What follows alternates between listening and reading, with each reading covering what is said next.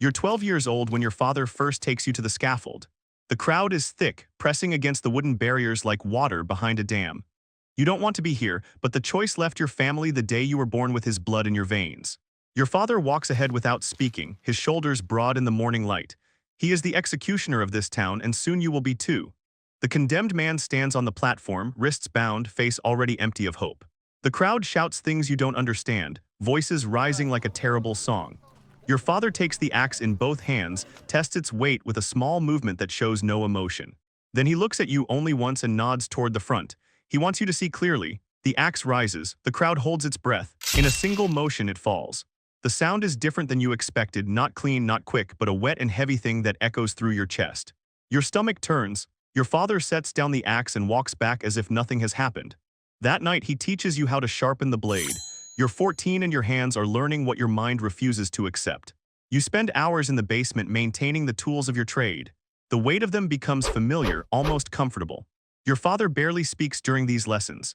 He shows you the proper angle for the blade, how to check for dullness, how to oil the wood so it doesn't crack.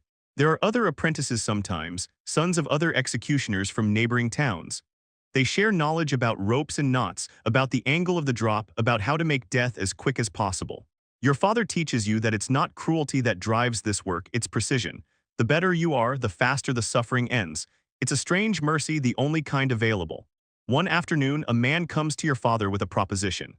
The Lord is planning a public execution for a thief, and he needs someone experienced. This is your chance to stand on the platform with your father to prove yourself. When your father agrees, he turns to you and says nothing. You understand anyway. Tomorrow you will help kill a man for the first time. You don't sleep that night. You lie in your narrow bed listening to the sounds of the town, each noise feeling like it might be your last experience before everything changes. When dawn comes, you wish it hadn't. You're 16 and you've stopped counting how many you've sent to whatever comes after this world. The faces blur together now, which is either mercy or horror. Some go to their death screaming, thrashing against the ropes, begging for forgiveness. Others walk calmly, prayer on their lips as if they've already made peace with what's coming.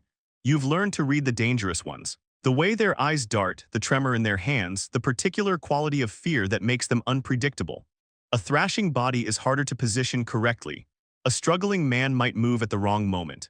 You learn to watch for these signs and signal your father accordingly. The Lord has begun asking for you by name. There's something about your precision, your steadiness, that he appreciates. You're not yet a full man, but already you have a reputation. People whisper when you pass through the market.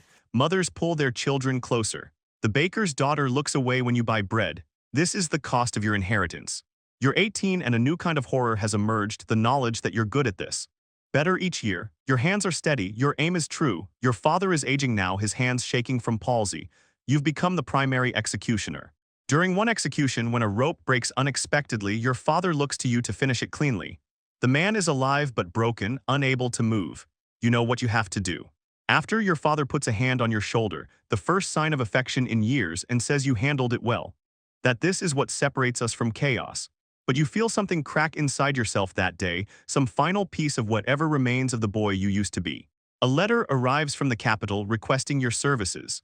The Lord there has heard of your reputation and wants you to perform a public execution for a nobleman who betrayed the crown. The execution is to be elaborate, drawn out, designed as a spectacle and warning. Your father doesn't say anything. He simply hands it to you and leaves the room. You're 20 and traveling beyond your town for the first time, accompanying the condemned man in a cart that moves slowly down the road toward the capital. When you arrive, the crowd is massive. Thousands of people gathering in the square, anticipation heavy in the air like a storm about to break. The execution is nothing like the quick, merciful deaths you've been trained to provide. The Lord wants suffering. He wants entertainment. You're instructed to prolong the death, and the cruelty of it settles into your bones like something that might never leave. The crowd roars with every moment of agony. Women laugh. Children scream with excitement. A merchant sells sweets to people watching someone die slowly. You realize in that moment that it's not the execution itself that corrupts you, it's the crowd. It's knowing that people gather to watch, that they find entertainment in death, that they demand you be the instrument of their entertainment. When it's finally over, you hear them comparing it to other executions, placing bets on your future performances. You've been transformed into a show and there's no going back. You're 23 and something has broken in you that cannot be fixed. The executions continue. More men, more women, more faces that you'll forget if you're lucky. Your father is now too old to work and you run the operation alone. The Lord has increased the frequency of executions. Criminals, heretics, political prisoners, anyone deemed a threat is sent to you. One morning, a priest comes to your home and asks why you do this, what justification you offer for your work. You don't have an answer. He tells you that your soul is in danger, that no amount of duty can cleanse what you've done, and that repentance is the only path forward.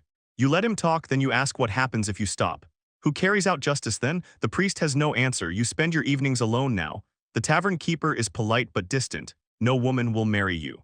Even your own family keeps a distance that feels physical. You start to drink more. Your hands, which must remain steady for your work, become less steady otherwise. You develop a tremor in your left hand that only goes away when you hold an axe.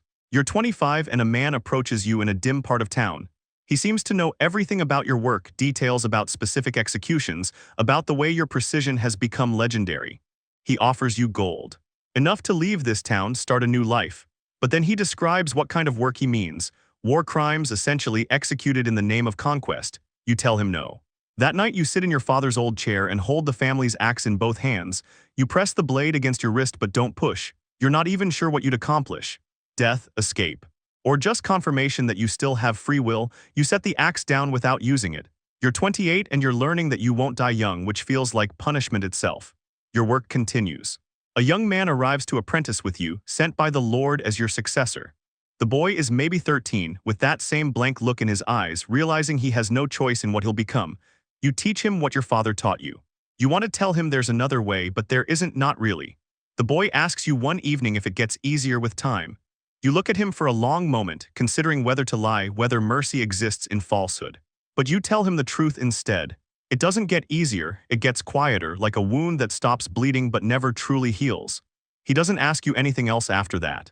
Some nights you wake from dreams you can't remember, your heart racing, sheets damp with sweat. Your father sleeps in the room next door, and you wonder if he has the same dreams, if this is another inheritance he never warned you about. You sit by the window and watch the stars until dawn, counting the hours until you have to pick up the axe again, wondering how many more times you'll have to do this before your body finally gives out. You're 31 and your father dies quietly in his sleep. The town arranges a funeral, though many seem uncomfortable attending. You stand at his grave and realize this is all you two ever really shared, this profession, this burden, this inheritance of darkness. You never told him you loved him, you never thanked him, you never forgave him for bringing you to that first execution. After his funeral, you go to the scaffold and practice with the axe for hours, honing it to an edge that could split a hair. For those hours, you can almost imagine he's there watching, approving. Then the work is done and you're alone again. You're 34 and something has shifted. There's talk of a new system, of justice without execution. The Lord dismisses it as foolish idealism, but you can feel the future coming. Part of you is relieved beyond measure. Part of you is terrified because without this, without the one thing you've been trained for, who are you? A merchant stops you and says an unusual thing. He says he's sorry, not for what you've done, but sorry that you were forced to do it. It's such a small kindness that it breaks something in you. You find an excuse to leave and hurry home, your hands shaking. You're 37 and the new system arrives quietly. A new Lord who believes in rehabilitation. The scaffold is taken down. Your services are no longer required. The town arranges for you to keep the pension, to retire with honor, as if honor is something that can be given or taken by a Lord's decree. You stand in the empty square where the scaffold used to be and feel nothing. No relief. No sadness, just numbness that might be the truest feeling you've experienced in decades. For the first time in your life you have a choice. You can stay or leave, but you know the truth, you'll always be the executioner. You choose to stay anyway, because this is your town and despite everything it's the only home you've ever known. You spend your final years tending a garden. The vegetables don't know what your hands have done, neither do the flowers. There's a small mercy in that. When you die quietly in your sleep like your father before you, the town buries you with ambivalence. Some remember you as a necessary evil, others try to forget entirely. No one knows if you ever forgave yourself. All they know is that you did what was required of you, and for a while that was enough.